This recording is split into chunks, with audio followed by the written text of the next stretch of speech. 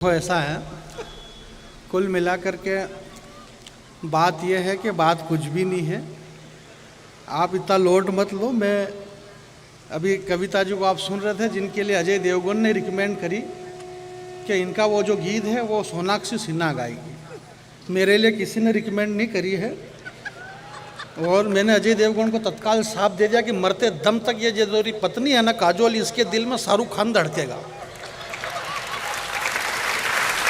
आपको मेरी तरफ रहना है, आपको ताली नहीं बजाना है, हाथ दोनों खड़े नहीं करना है, कुछ भी नहीं करना है। कविता जी की ऐसी देशभक्ति के कविता से बेशक लोगों के रोंगटे खड़े हो जाते हैं। दिक्कत ये नहीं कि रोंगटे खड़े हो जाते डॉक्टर साहब, दिक्कत ये है कि कई दिनों तक रोंगटे बैठते ही नहीं है। अब रोंगटे बैठे नहीं तो कितनी दिक्कत आती है कपड़े लत्ते पहनने में।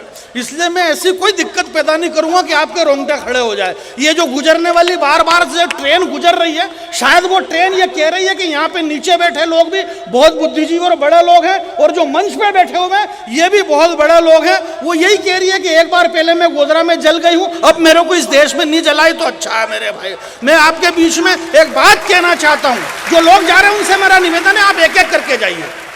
आप पढ़े लिखे लोग 5-5, 10-10 एक साथ जा रहे हो, भीड़ के झुंड के झुंड। जनरल डायर ने जलियांवाला बाग के अंदर गोलीकांड किया था, सैकड़ों लोग मर गए झुंड के झुंड। कौन कौन मरा उनके नाम भी मालूम नहीं है, परंतु भगत सिंह, सुखदेव, चंद्रशेखर आजाद ये सब एक एक करके गए। पूरा देश उनको पूज रहा है। आपको जाना है, एक एक करके जाइए। आप झुंड के झुंड मत जाओ, आप आराम से जाइए।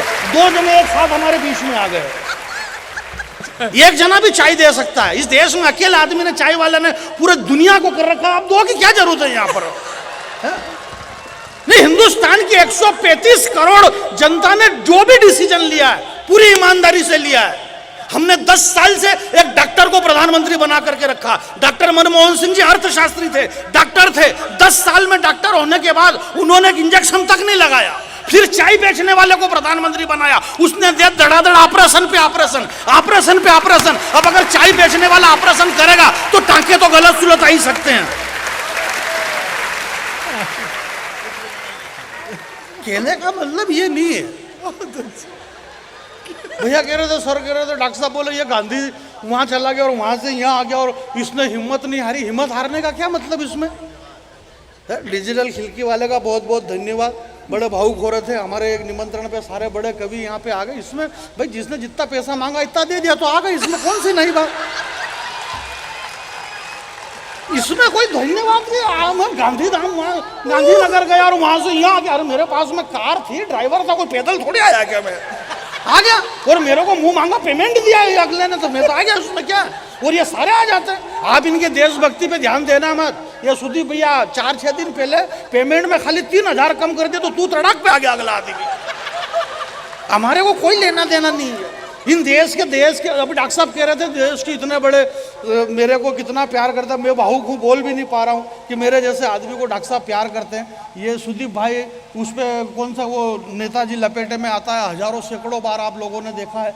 राजीव भैया बहुत बड़े गीतकार हैं, सुमन जी बहुत बड़ी, और कविता जी का पूरा देश दुनिया में बोलबाला। डॉक्टर साहब आज पूरी देश दुनिया में है। मैं बहुत छोटा कवि हूँ और इसमें मेरी कोई गलती नहीं है कि मैं छोटा क्यों। भाई मैं पैदा ही बाद में हुआ तो मैं क्या करूँ? भाई ये तो मेरे माता पिता की गलती कि उन्होंने मेरे को बाद में क्यों पैदा करा। अब ये बड़े हो पैदा हो, इसमें कोई अच्छा ये डॉक्टर है कोई क्या है, तो इसमें कौन सी नई बात है? भाई मैं गांव का रहने वाला, बिल्कुल भी पढ़ा लिखा नहीं। ये इतने पढ़े लिखे इसके बाद भी कर क्या रहे? कर तो वही रहने जो मैं कर रहा हूँ।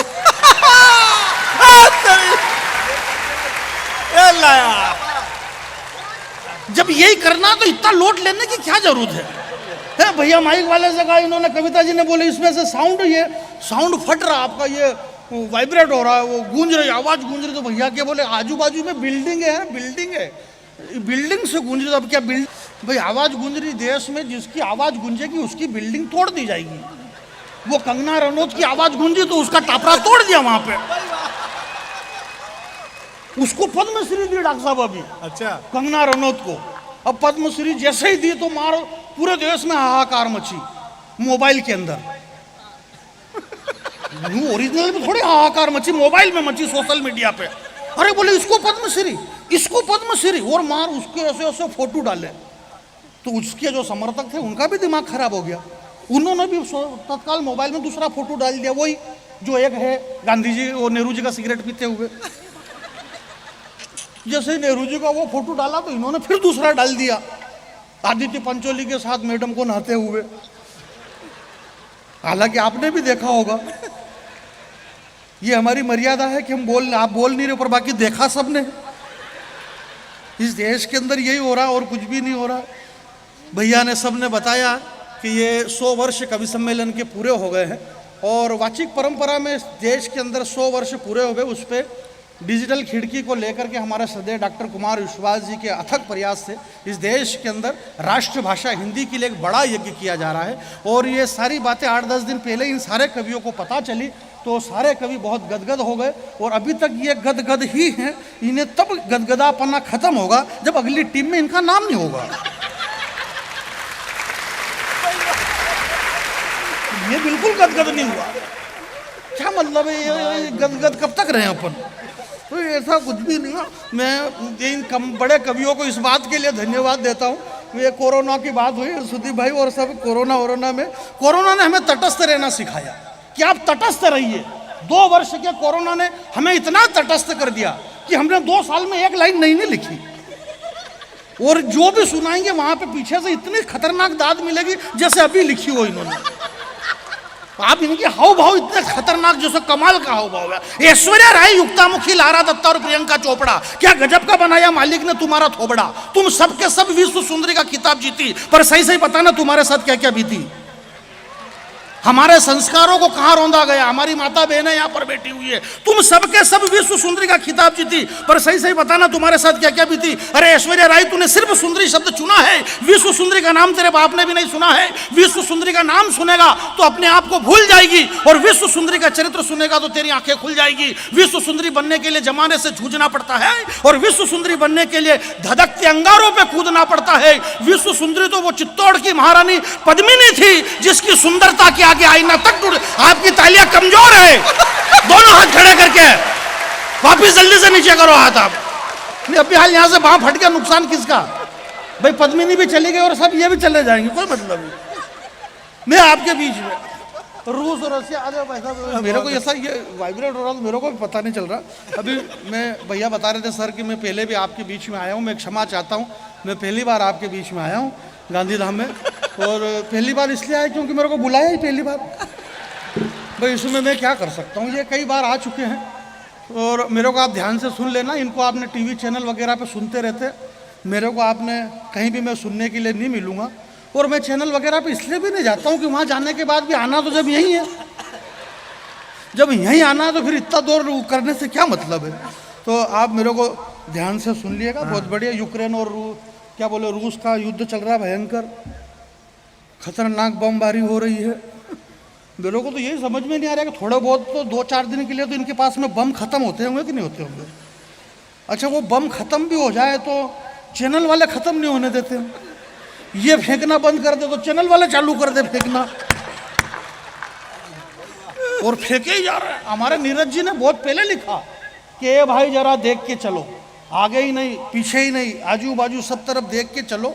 तो ये जो महाशक्तियाँ हैं इन्हें शायद देखना चाहिए आजू बाजू में कि तुम दुनिया के भगवान हो, परंतु तुमने उस छोटी मुनिया के खिलौने तोड़ डाले हैं, तुमने फिजाओं में इतना जहर घोल दिया है। मेरे भाई मैं उन लोगों के खिलाफ एक छोटी सी कविता पढ़ना चाहता हूँ। मेरी नई कविता इन दिनों के भाई साहब सुनाएंगे डॉक्टर साहब। हालांकि ये इस तरह की कविता मेरे को नहीं सुनाना चाहिए, पर अब क्या करूँ, जो लोग रिकॉर्डिंग कर रहे हैं उनसे मेरा निवेदन है कि आप रिकॉर्डिंग बिल्कुल भी मत करना, क्योंकि इसमें नया कुछ भी नहीं है। हाँ वापस की यार, ये तो वो के वही है। तो मैं आपके बीच में ये कह रहा था कि कविता का जो हमारी जो जड़ है, ये गुजरात को लेकर के इतनी सारी बातें हुई। भाई मैं गुजरात में इसलिए कुछ भी नहीं कहना चाहता हूँ कि गुजरात वही है जो ये है।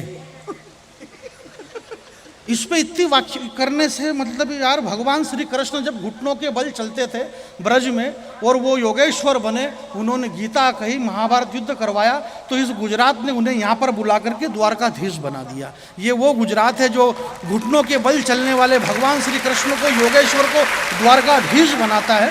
और ये गुजरात, यहाँ गुजरात की सेटिंग तो मेरे को तो लगता है कि भले तुलसीदास जी के टाइम से 500 साल से। आप पूरी रामचरित्र मानस पढ़ लो, राम कथा के अंदर ऐसे ऐसे प्रसंग है। सुंदरकांड में बाबा तुलसी ने लिखा कि अमित नाम भट्ट कठिन कराला, 500 साल पहले लिखा गया। कि अमित नाम का एक भट्ट आएगा, अमित नाम भट्ट कठिन कराला, जो भटाभट मारेगा भी सही। अगले आदमी 500 साल पहले लिख के चला गया, श्री रामचंद्र नव कंज लोचन कंज मुख कर कंज पद कंजारुणम, यानी कि जिनकी आंखें भी कमल, चरण भी कमल, हाथ भी कमल, पांव भी कमल, इतने सारे कमल तो 500 साल पहले तुलसी ने वहां पर फंसा दिया, क्या बचा? हम आज प्रचार कर, ये तो बहुत पहले से ही चला आ रहा है।